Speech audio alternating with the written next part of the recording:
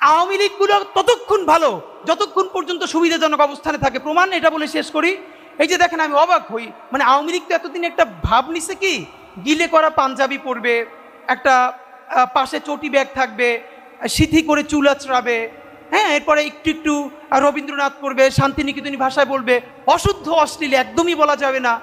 এই করে করে করে করে আসাদুজ্জামান নূর শুধু গণহত্যাই করবে না, তার গাড়ি বহরে যারা হামলা করছে তাদেরকে গুম করছে, খুন করছে।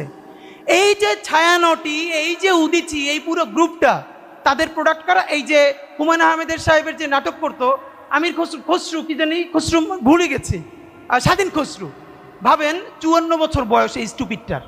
মানে আওয়ামী লীগ যে কত বড় স্টুপিড হইতে পারে ওদের সব গেছে। মানে ওরা এই দুনিয়ার সমস্ত নারী অধিকারের তো টেন্ডার নিয়ে আসছে, নারী অধিকার নিয়ে কথা বলবে, ওরা সংস্কৃতি কর্মী।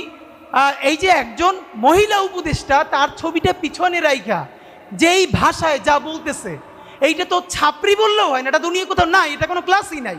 মূলত আওয়ামী লীগ এই ক্লাসেই বিলং করে।